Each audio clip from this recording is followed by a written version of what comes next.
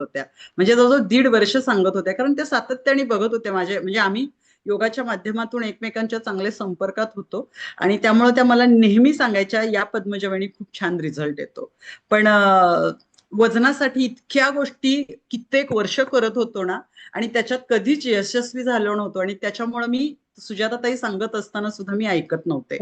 पण एक वेळ अशी आली योगायोगाला की थायरॉइडचा त्रास सुरू झाला मला, आणि थायरॉइडची गोळी जी चालू माझ्याकडे झाली, आलं. थायरॉइडची जी गोळी चालू झाली तीच माझी 150 मायक्रोग्रॅम एवढ्या याची सुरू झाली. आणि त्यावेळेला नुसतीच गोळी नाही, तर त्यावेळेला डॉक्टरांनी मला सांगितलं, ही गोळी तुम्हाला एकतर आयुष्यभर घ्यावी लागेल, पण एक गोष्ट करावी लागेल, हे जे तुमचं वजन इतकं वाढलेलं आहे हे लवकर कमी करावं लागेल, नाहीतर कॉम्प्लिकेशन्स वाढतील. कारण मला जी गोळी चालू केली होती ते 3 महिने बघून आहे, तर आपल्याला ऑपरेशन करावं लागेल असंही सांगितलं त्यांनी. आणि मग मला पहिल्यांदा आणि परत वाटायला लागलं की माझं कमी केल्याशिवाय मला पर्याय नाही. आणि मग मी सुजाताताईंकडे त्यावेळेला मग वजन, म्हणजे आधी 1.5 वर्ष सांगत होते पण मी गेले नव्हते, पण वजनासाठी मी ताईंकडे गेले. आणि थायरॉइडची गोळी मला सांगितलं होतं डॉक्टरांनी, तुम्हाला आयुष्यभर घ्यावीच लागेल. आणि मग माझा माइंडसेट होता की एक गोळी खायची आहे आणि आपण थायरॉइड कंट्रोल करू, पण आपल्याला डॉक्टरांनी कॉम्प्लिकेशन्स होऊ नयेत म्हणून वजन कमी करायला सांगितलं, म्हणून वजन कमी करायचंय. आणि मग मी ताईंकडे गेले वजनात.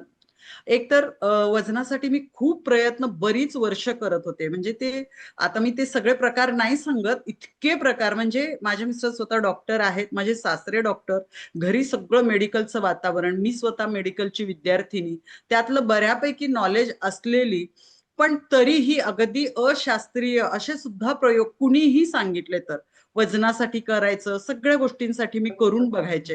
पण म्हणतात ना आरंभशूर, म्हणजे मी करताना फार कुणाच तरी ऐकून मोटिवेट व्हायचे, करायचे, सुरुवात करायची, पण ते फार फार माझे प्रयत्न आठवडा 2 आठवडे, फार फार तर महिनाभर चालायचे.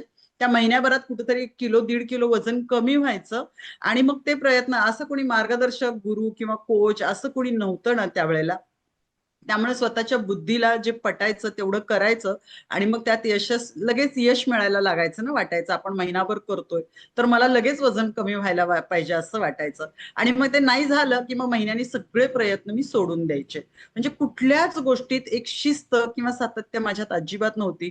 पण शतायुषी मध्ये आल्यानंतर मी म्हणेन थँक्यू शतायुषी, माझा पुनर्जन्म झाला या शतायुषीत.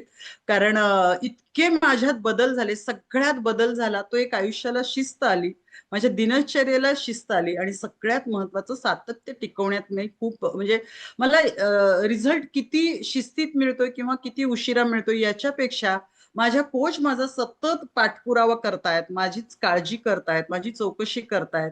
मी दिसले नाही तर, म्हणजे मी गेले नाही त्यावेळेला ऑफलाईनला क्लब असायचे, तर मग ते लगेचच, म्हणजे तिथं दररोजच्या दररोज त्यांच्याबरोबर माझा संपर्क व्हायचा, ते माझ्या काळजी करायचे. आणि याच्याने ना इतकी मी प्रभावित झाले होते, मला वाटतं पूर्ण पहिल्या 1.5 वर्षात मी फक्त एक दिवस, ती पण ताईनी कंपल्सरी सुट्टी घ्यायला लावली म्हणून, दिवाळीच्या पाडव्या दिवशी मी सुट्टी घेतली होती. इतकं सातत्य माझ्यात आलं, आणि मग त्याच्यामुळे इतके सुंदर रिझल्ट.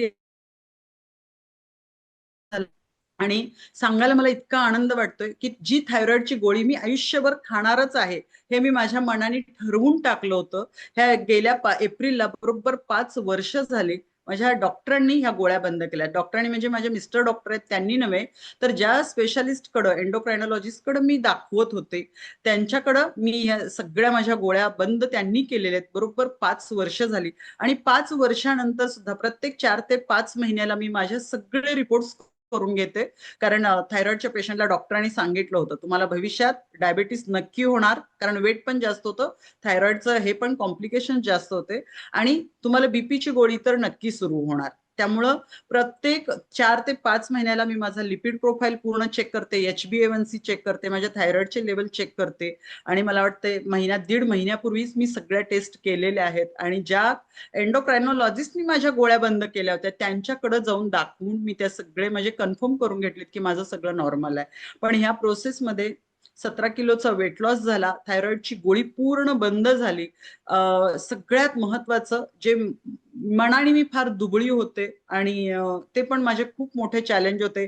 कारण मी जवळजवळ वयाच्या 27व्या वर्षापासून झोपेच्या गोळ्या खात होते. कारण माझ्या सेकंड डिलिव्हरी नंतर मी पोस्टपार्टम डिप्रेशनमध्ये गेले होते. त्यामुळं एक मनात सतत अँक्झायटी, भीती असायची. मी लोकांमध्ये मिसळायचे नाही. मला भीती वाटायची जाण्यासाठी.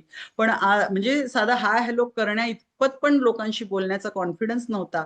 पण आज सगळ्या लोकांसमोर अगदी तासभर सुद्धा बोलू शकेन इतकं कॉन्फिडन्स मला शतायुषीमुळं. आणि जे सगळ्यात महत्वाचं जे मी आहारांमध्ये माझ्या जो बदल झाला, की एवढ्या डेफिशियन्सी मला वाटतं खरंच जर माझ्या प्रेग्नन्सीच्या वेळेला किंवा प्रेग्नन्सीच्या आधी मला जर कुणी सांगितलं असतं आणि मला कदाचित सुजाताताई भेटल्या असत्या तर मला नाही वाटत मी डिप्रेशनमध्ये गेले असते. कारण इथं आल्यानंतर गेली 11 वर्ष इतकं सुंदर ट्रेनिंग घेतोय आम्ही न्यूट्रिशन बद्दल, न्यूट्रिशन घटकांबद्दल. आणि त्यावेळेला लक्षात आलं माझ्या की किती घटक माझ्या मानसिकतेवरती परिणाम करत होतात आणि एवढ्यांची डेफिशियन्सी घेऊन मी किती वर्ष वावरत होते आणि त्याचा परिणाम म्हणून मी डिप्रेशनमध्ये वगैरे गेले होते. आणि ते घटक जेव्हा मला मिळायला लागले ह्या आपल्या सकस संतुलित आहारातून आणि त्यावेळेला माझ्या मानसिकतेत पण जो परिणाम झाला, तो कॉन्फिडन्स वाढला. आणि त्याच्यामुळे माझ्या झोपेच्या गोळ्या मला वाटतं गेली 8-9 वर्षात मला झोपेच्या गोळ्या खाव्या लागतायत. पेन किलर आणि अँटॅसिड मला मायग्रेनचा 22 वर्ष त्रास होता आणि तो त्याच्यामुळे मला सातत्याने म्हणजे महिन्याला कोणत्या ना कोणत्या स्वरूपात मी पेन किलर, अँटॅसिड, अँटीबायोटिक महिन्याला 25-30 गोळ्या औषधं खायचे. आणि औषधं खाणं मला फार सोपं वाटायचं कारण मला काय डॉक्टरांकडे जावं लागायचं नाही कन्सल्टिंगसाठी. वेटिंग नसायचं. मला गोळ्या फ्री असायच्या घरी सगळे एमआर कोण आणि माझ्या भावाचं होलसेल मेडिकल शॉप त्यामुळे मला कधीच विकत औषधं घ्यावी लागत नव्हती. मी अगदी सहज आपले चॉकलेट गोळ्या बिस्किटं खावी इतक्या सहज मी गोळ्या डॉक्टरांना न विचारता खायचे. आणि त्याचा इतका शरीरावरती त्याचाही परिणाम होता. हे सगळं शतायुषीमध्ये आल्यानंतर कळायला लागलं. म्हणजे कळत आधी पण होतं, पण ते कळवून समजून घेणं आणि वळवणं ते शतायुषीमध्ये आल्यानंतर घडायला लागलं. कारण आधीही मी एक मेडिकलची विद्यार्थिनी म्हणजे हे पेन किलर, अँटॅसिड यांचा सततचा वापर तुमच्या किडनीवर किती परिणाम करतो हे आम्ही अभ्यासक्रमात शिकलो होतो. पण ते माझ्या आयुष्यात मी वापरलं पाहिजे आणि मी ते केलं नाही पाहिजे हे मला कळत नव्हतं. कळत होतं, पण ते मी तसं वागत नव्हते. पण ते वागण्यातला तो बदल मला आणि ह्याच्यासाठी मी म्हणते माझं कोचचं खूप मोठं योगदान माझ्या आयुष्य हे टर्निंग पॉइंट येण्यामध्ये माझ्या कोचचं खूप मोठं योगदान आहे. म्हणजे मला वाटतं न्यूट्रिशनचा हा खूप मोठा भागच आहे.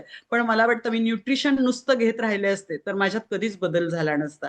माझ्या कोचने मला जे नॉलेज दिलं, जे मला पाठपुरावा घेतला आणि जे सातत्य आणि शिस्त लावण्यामध्ये जे काम केलं त्याच्यामुळे हा सुंदर रिझल्ट आला.